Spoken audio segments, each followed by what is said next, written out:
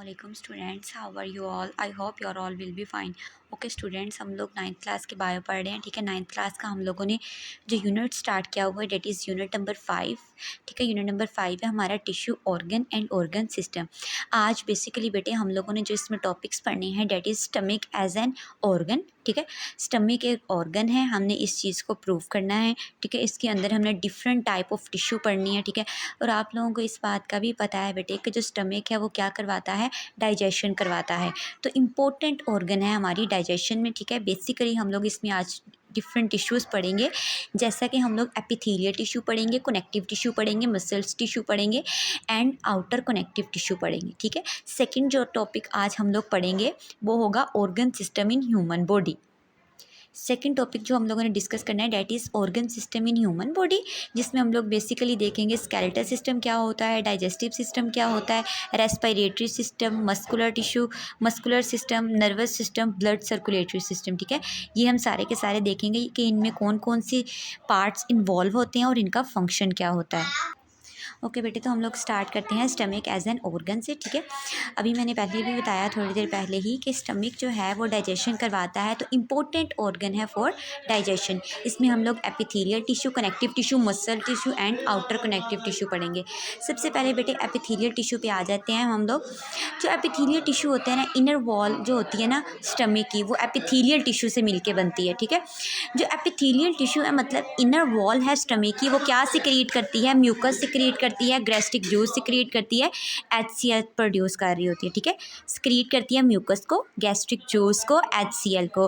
अब बेसिकली बेटे ये म्यूकस क्यों सिक्रीट करती है, क्योंकि HCl की नेचर जो होती है बेटे वो एसिडिक होती है, तो म्यूकस क्या करता है, उसकी एसिडिक नेचर से प्रोटेक्ट करता है हमारे स्टमक को, क्योंकि HCl ने वहाँ पे एसिडिटी कम करनी होती है और HCl खुद एक एसिड है।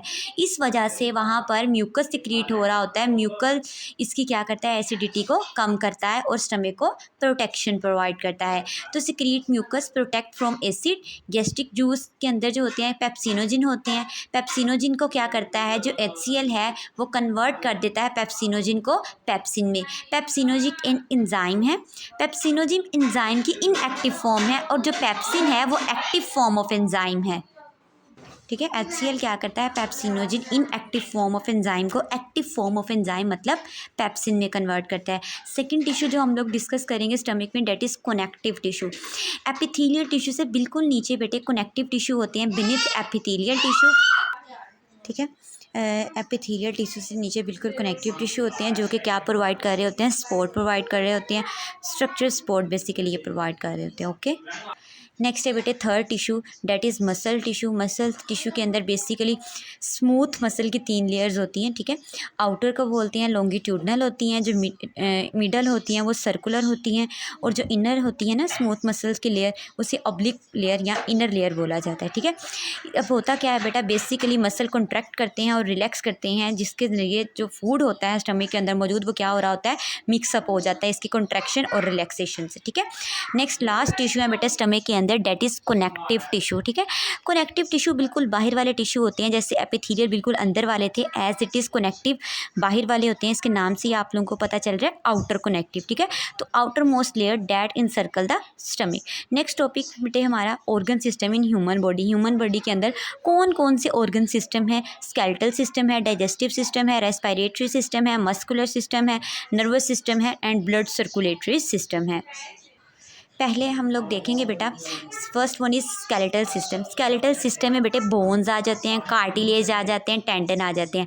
टेंडन वो होते हैं जो बोन को कार्टिलेज के साथ अटैच कर रहे होते हैं। ठीक है, अब बेटे ये होता क्या है, ये प्रोवाइड करते हैं स्ट्रक्चर, प्रोवाइड करते हैं सपोर्ट, प्रोवाइड करते हैं और प्रोटेक्शन प्रोवाइड करते हैं हमारी बॉडी को। ठीक है, उसके अलावा बेटे जो स्केलेटन मसल्स होते हैं ये क्या करते हैं, ये स्टोर करते हैं मिनरल्स को, ताकि रेड ब्लड सेल को प्रोड्यूस करवाया जा सके। नेक्स्ट है बेटे डाइजेस्टिव सिस्टम। डाइजेस्टिव सिस्टम का आप लोगों को पता है, डाइजेस्टिव सिस्टम में छोटे छोटे पार्ट्स इन्वॉल्व होते हैं, जैसा कि माउथ, ओसोफेगस, स्टमक, इंटेस्टाइन में small intestine and large intestine. Digestive system का बेसिकली पर्पस क्या होता है, responsible for digestion of food. Next है बेटे रेस्पिरेटरी सिस्टम। रेस्पिरेटरी सिस्टम में हमारे लंग्स इन्वॉल्व होते हैं और लंग्स का काम क्या होता है, गैस को एक्सचेंज करना, involve exchange of gases. Next है बेटे मस्कुलर सिस्टम। मस्कुलर सिस्टम में हमारा स्केलेटल सिस्टम आता है और स्केलेटल सिस्टम मसल के साथ अटैच होता है, बोन्स के साथ अटैच होता है।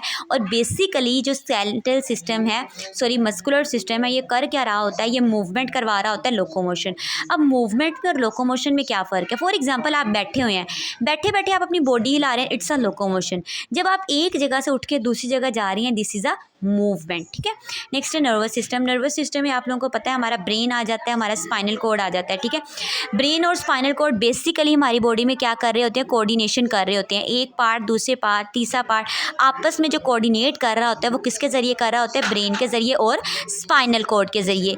इनका बेसिकली बेटा फंक्शन क्या होता है नर्वस सिस्टम का, जितने भी बॉडी में काम हो रहे हैं या उनको कंट्रोल करता है, क्योंकि जो ब्रेन है वो कंट्रोल सेंटर है हमारी बॉडी का, तो इसलिए जितने भी फंक्शन हमारी बॉडी में परफॉर्म हो रहे हैं उनको कंट्रोल करता है। लास्ट वन इज़ बेटे ब्लड सर्कुलेटरी सिस्टम।